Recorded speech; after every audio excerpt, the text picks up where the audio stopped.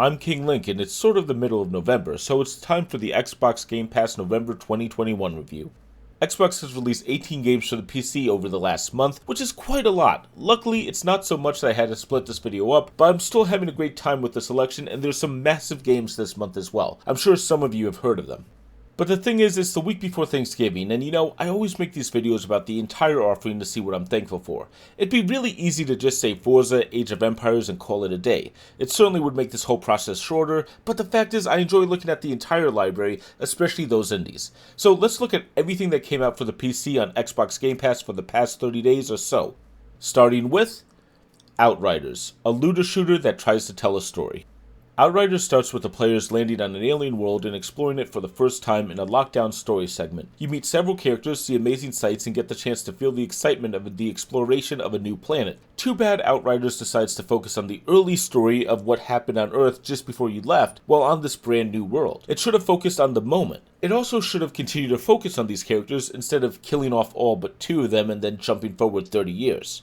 Outriders becomes a typical looter shooter, where players just fight a bunch of human enemies in a never-ending search for loot. The fact that there wasn't an interesting new enemy, but rather a game that could have been done on Earth is really disappointing. Supposedly there are non-human enemies, but I didn't see any of them yet, and I played for about 4 hours. I also had some connectivity issues. The matchmaking seems to almost roll the dice when deciding where to place you in the story. That was especially frustrating because I kept getting disconnected when I got back to the same place I was in the story, and then you have to try again. Pick this up if you want to loot a shooter. Now I have some issues with the story, but it worked well as a looter shooter, and if you only have 2 additional friends that want to play this together, you'll have a pretty good time, as this only has a 3-player co-op setup. Overall though, the experience is a bit rough. Into the Pit, an FPS roguelite. Well, that's actually kind of different. Yes, it is a roguelite, but this time it's a Twitch FPS that's giving me nostalgic vibes for Quake 3, and just zipping around an arena shooting at enemies. Players have to go deep into the pit to rescue citizens in this town that they find themselves in, but at the same time they're fighting through chambers and killing demons while collecting tokens. It's a fast-paced action game and it works very well.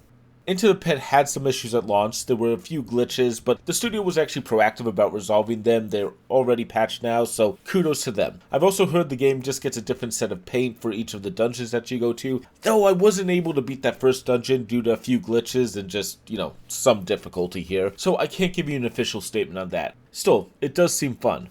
Pick this up if you like roguelites or FPSs. Honestly, I like the fast-paced combat, and the more I played this, the better it was. I haven't even talked about that thumping beat the whole time, that it really just got me pumped and I was rocking out. I'll still probably try to pick this up and complete it at some point. Echo Generation, a Mario-style RPG with some rather major flaws. I really wanted to like Echo Generation. The writing's really good, the art is excellent, the animations are great, and even the combat's a bit simple but fun. It was on the way to impressing me. There's a bit of a trading system to the quest, like the Bigoron sword in The Legend of Zelda. You get item X and you almost immediately will know who to give it to. But there are a couple of massive flaws here. First, Echo Generation is extremely stingy with experience and cash. If you want a lot of either, you're going to have to grind a lot, like more than normal in a turn-based RPG and not in a good way. Worse, if you use consumables in battles and die, you'll respawn injured and those consumables are completely gone. There's no manual save, so you're stuck with a single save. You can level up your character wrong, and there was a point that I had around 15 HP on each character, and the boss was just slamming me with 9 points of damage to each character, and that was when I was correctly defending the major attack he had. Honestly, the game design here has some massive problems. Pick this, don't pick this one up. It's an annoying and overly frustrating RPG. I really wanted to like it, like I said, but Echo Generation seemed to take everything good about it and squandered it as hard as it could. This is just a solid miss. Damn. Bassmaster Fishing. It's fishing. Bassmaster Fishing is exactly that. You fish and try to catch bass, and honestly, I wouldn't expect anything different. However, I do have some small issues here. The tutorial only teaches you how to catch fish in the broadest term. There's no discussion of locating the fish, finding the right species, or even where to go at the end of the tournament, because that's not even marked.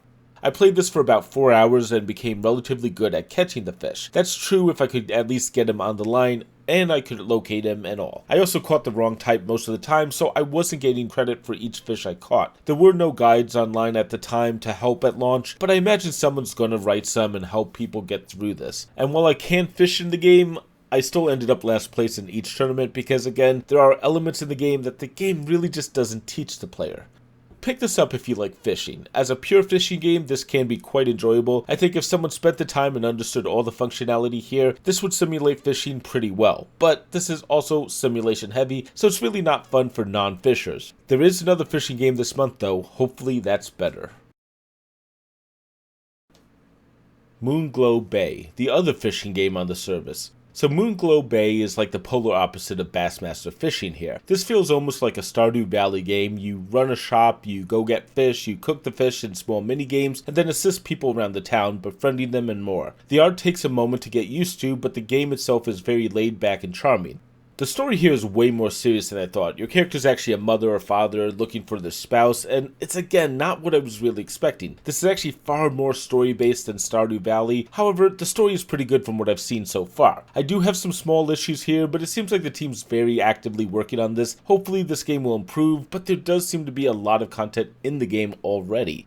Pick this up if you like laid-back games. This is a hyper-focused version of Stardew Valley. The main mechanic will be fishing, which is very good, and cooking, which is really entertaining, rather than a variety of activities. But it's also very similar in that you can just do what you want with very little rushing towards major goals. It's simplistic, but it also has a very chill and relaxed atmosphere.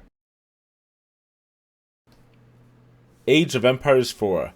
Now this is what I'm talking about. I've talked a bit previously about the modernization of games. A perfect example of that being done right is Age of Empires 4. This is an RTS that feels true to the original genre, but also feels like something comfortable being released in 2021. This is extremely well done. Age of Empires 4 has great visuals, feeling, and gameplay that really makes it stand out, and the writing brings history to life with its story. The missions, though, are so good. The game is pretty newbie friendly as well. While there's going to be some challenge, playing at the intermediate difficulty gave me time to amass large armies and charge the enemy, and it's so much fun watching your horde of at least 100 units lay waste to the enemies. I wish this was a higher unit limit. You only get about 200 here, but I think that's it.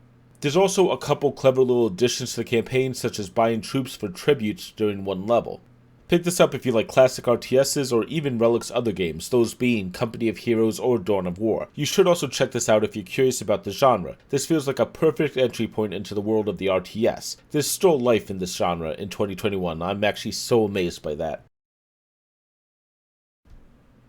The Forgotten City, a classic adventure game. The Forgotten City is like a modernization of the classic point-and-click formula. Much of the game revolves around exploring a large hidden city, talking to everyone, understanding and figuring out rather large puzzles, and it's great. The writing is good, the game looks great, though it does feel like it stutters a bit for what it is on the highest settings. There's one major rule in the Forgotten City. You can't sin or the entire town will be turned to gold. But of course, 5 seconds after you hear that rule, you're going to steal something, and, well, yes, that is actually a rule. That triggers statues to come to life to kill everyone, and all you can do is run to the starting portal to try it all again. This creates an interesting time loop system, and Forgotten City is pretty solid there too. There's no repetition found here. You start the game having to do 3 or 4 things and having those conversations. On the second loop, the first conversation you have is different, and the entire game is streamlined to avoid repetition. Kudos to the team. It's extremely well designed in that regard. Pick this up if you like classic point-and-click adventure games. Well, this isn't exactly that, it is in the same vein. Also, pick this up if you like strong and interesting stories. This is good. 4 hours in, I wanted to play more. I've actually continued the story since then, and I'm really glad I did. After finishing it, I heavily recommend it. Nongunz Doppelganger Edition. A little too minimalist roguelite. Nongunz looks relatively simple. Players control a little skeleton-looking character running around a level, shooting different enemies and earning points. It's a minimalist game that takes the idea a bit too far. Rather than giving you items that you can understand or the developer taking time to explain much of the iconography of the UI or giving you a tutorial, just parsing the information appears to be a major part of the gameplay. Just as the worst example, just to quit the game, it's a puzzle. Not a deep one, but this feels like a UI artist got way too clever. Add in designs such as needing to grind for better items, not in deaths but by leaving the dungeon and then returning again, or losing health when gaining items, and you find a frustrating game. Now you can consume your items for your health back, which is an interesting mechanic at times, but in general, Nongunz seems to have added too much to the formula and creates an annoyance rather than something I can enjoy. Pick this up if you like obtuse games that make you struggle just to understand them. There is an audience for this type of game, but at the same time, it really isn't an enjoyable experience for many, and with so many other options in the roguelite genre and more, this one is very easy to bypass. Alan Wake American Nightmare, The Sophomore Slump. Alan Wake was an interesting and well-written game that evoked a real sense of mystery and darkness while teasing the player with interesting ideas and narrative elements. When its sequel came out, it was planned as an Xbox Live Arcade game, which gave a smaller story. However, much of what was beloved in the original game, mostly the storytelling, is lacking here. A similar trope tries to take its place, but limited level selection hurts this game. The biggest problem here is that the game takes place over 3 areas, but players are forced to repeat the 3 locations 3 times, doing very similar actions. It also doesn't help how forgettable Alan Wake American Nightmare is. I actually played through this game entirely previously, maybe even twice, and I actually didn't remember any of it. Pick this up if you like the original Alan Wake, but be prepared, this is a far weaker experience, which is unfortunate because Alan Wake deserves a true sequel. Rumors are that Alan Wake 2 is in the works again. If it's true, I hope they can deliver something special because this one was just a bite-sized experience, but was far too repetitious to live up to the original. Unpacking, storytelling through a unique concept.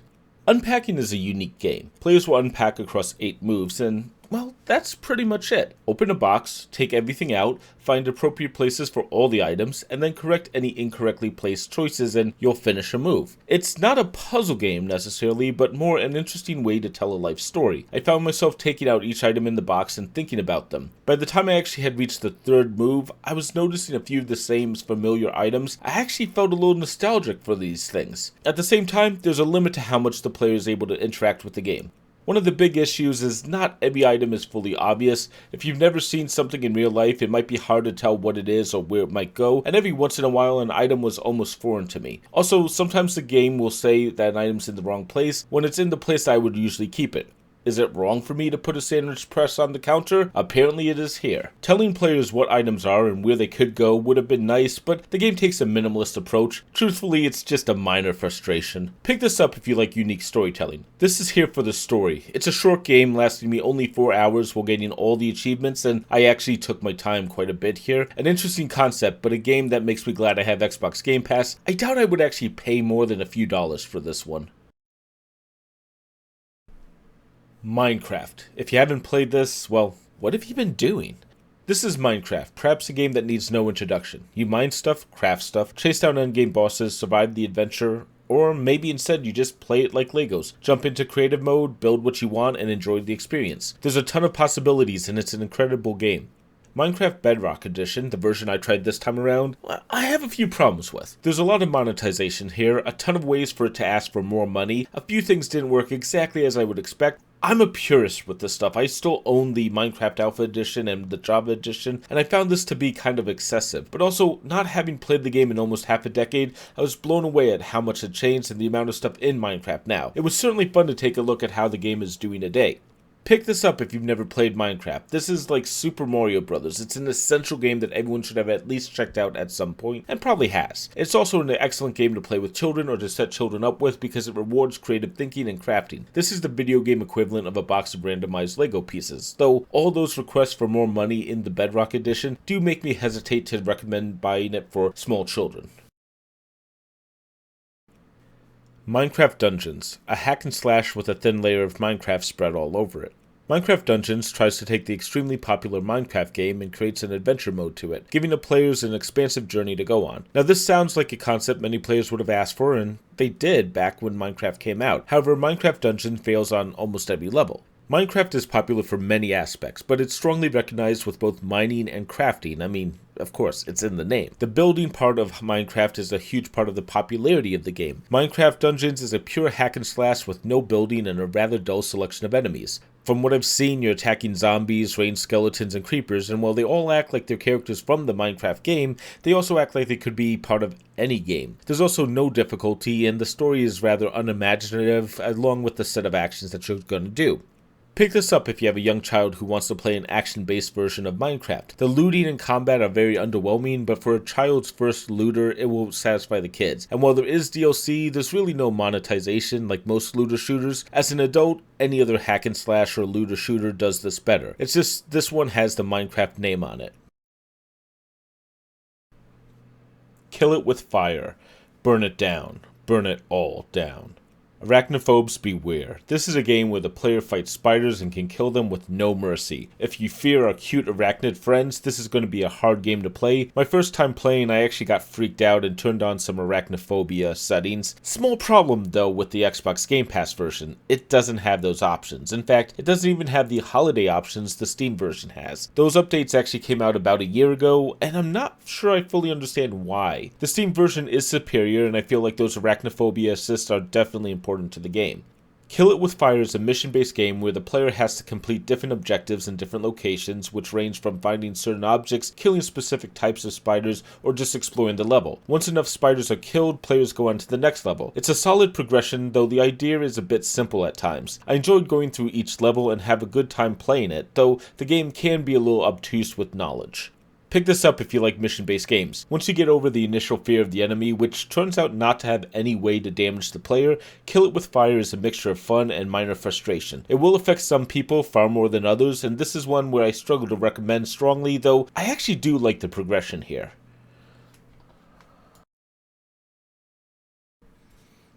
Forza Horizon 5, possibly the best arcade racer that's ever been made.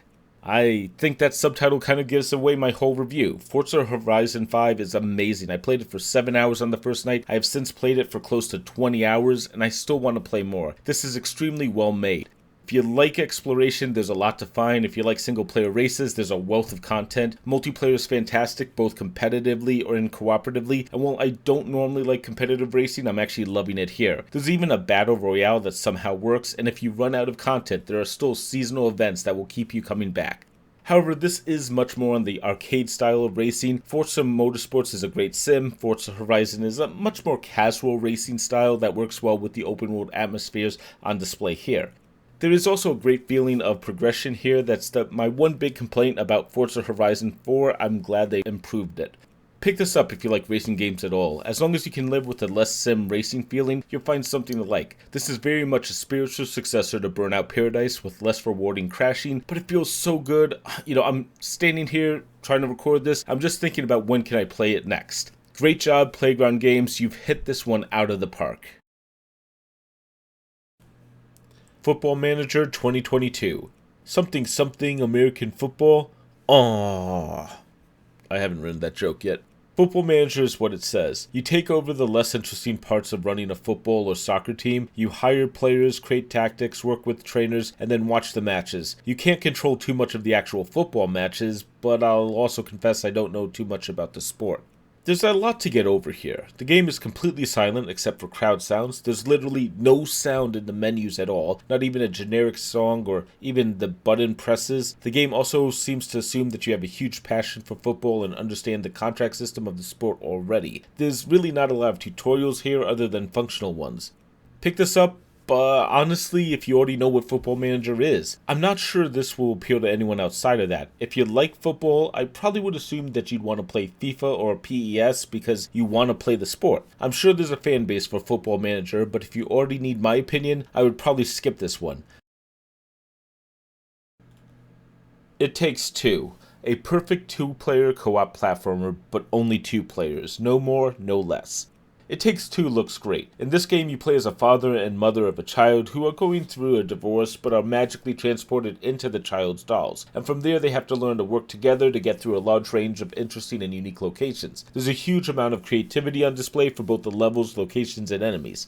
But as I said, you must have a second player to play this. There is couch co-op, split screen mode, but it also has the ability to play in a friend pass mode so someone else can download a game to join your game without them buying the game. But without that second player, it would be almost impossible to play this. Also, this game is made for a single playthrough of the entire journey. Replaying it probably isn't going to be as enjoyable. Pick this up if you have a friend you want to play through an inventive game with. This is excellent in co-op. It reminds me of great times I've had in the past, like playing Gears of War with a buddy. The story is good, and the game is just that creative. It's amazing. The game would be great to play through with a partner who doesn't play very many games, or an older child, though the story is a little bit rough if they're young, seeing as it starts with the players almost getting divorced, and there is some imagery that probably would not be great for young children. Enjoy. One Step from Eden, a very fast-paced roguelite that will keep you on your toes. One Step from Eden takes the idea of Mega Man Battle Network, but rather than selecting your chips in that game, it quickly shuffles and throws a ton of spells at the player that they'll have to use to take on enemies. It's kind of like a deck of cards. The action, combat, and gameplay feels like it moves at a record pace, and you'll have to be quick-witted to tackle this game. Though I do think One Step from Eden is just a little too fast-paced. Outside of selecting what new spells or cards get added to your deck, major decisions in the heat of battle are usually so fast there's no chance to think about it too much. It's a fun and an inventive game, but man, it moves way too fast. I often forget to use my normal attack, which is what happened in some of these videos. Pick this up if you like roguelites and think most of them are a little too slow. I tried the assist mode, called Angel Mode here, which was supposed to slow down the game to make it a little bit easier, and while that seemed to work half the time, the other half of the time it still seemed to move entirely too fast with over 35% slowdown. It's a really fast-paced game. Dicey Dungeon, rolling the dice on yet another roguelite. Dicey Dungeon takes a game show motif and wraps it around a roguelite completely based on dice rolls. Players will get abilities that will use those dice rolls in different ways, changing values, only working with certain numbers, or even creating a special spell book depending on what players have rolled. With 7 different characters, each with different abilities and unique levels, players will have a lot to work through here. Though with it being dice-based, unsurprisingly there's a lot of randomness with it. The levels are predetermined, though they have unique setups, and there is a good difficulty here, though again that might be the randomness. This is a very fresh take on the roguelite genre, which is what I would expect from Terry Kavanagh. Pick this up if you like roguelites or dice-based video games or board games. Something is really exciting when you don't know what you might roll next, and it might make the difference between a good run and a complete failure. At the same time, that high-level randomness will probably frustrate a lot of people, and I understand that one.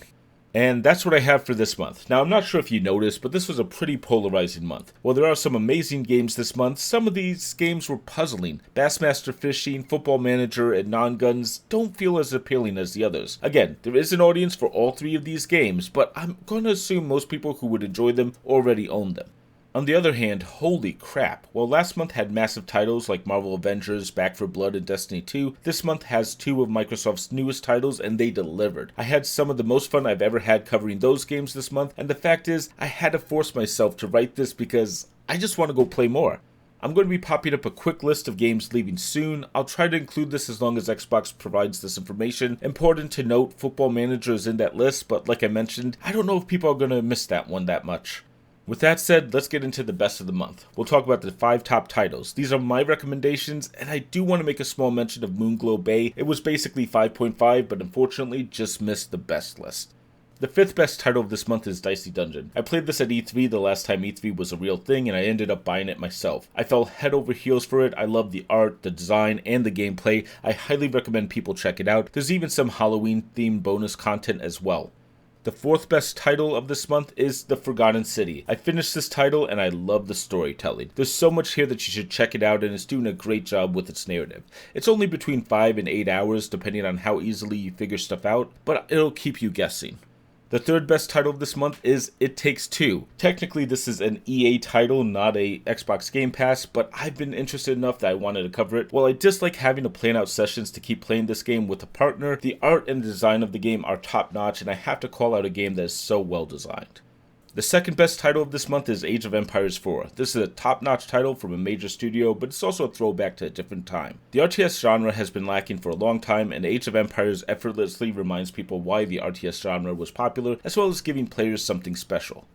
And the best title of this month is Forza Horizon 5. No question, this is a serious contender for a game of the year. While it could have been limited to just a racing game niche, it instead expands that niche quite a bit and creates one of the best open world experiences ever made. This is a serious achievement and worthy of checking out. And that's what we're going to be ending on. Forza Horizon is truly deserving of all the praise it's gotten. I'll be honest, I actually joined Xbox Game Pass to check out some games and get to try games for cheap, but the game I actually was looking forward to this year was Forza Horizon 5, and now that it's here, it's demolished all my expectations, but so has Game Pass. With that being said, I need to take this to a personal level. Making this video takes a lot of time, like close to 100 hours to cover the games, write up the reviews, record, create the videos, and more for just about 20 minutes of content. It's inefficient, for sure. I hope you've enjoyed this video. I make it for all the viewers. If you haven't yet, consider subscribing to the channel and ringing that bell so you can get notified when there's a new video. Like the video if you've enjoyed it. Feel free to dislike it if you didn't, of course. For me, though, I really would love to see these videos getting just a few more views. I see 300 views on a video as a worthy accomplishment. It means I did something right, but more is always better. If you can help out, share the videos with others, or get more people interested, I absolutely appreciate it. If nothing else, consider leaving a comment, and hopefully the algorithm still considers that an important contribution to a video. No matter what, I appreciate you all watching the video. I hope you enjoyed the content, and if you've missed these videos, I'll be popping up both of the October Xbox Game Pass videos. I'm really proud of my work on that one, and if you want to check out more games, that's a perfect way. See you next time. I'm off to go race some more in Forza Horizon 5. Later.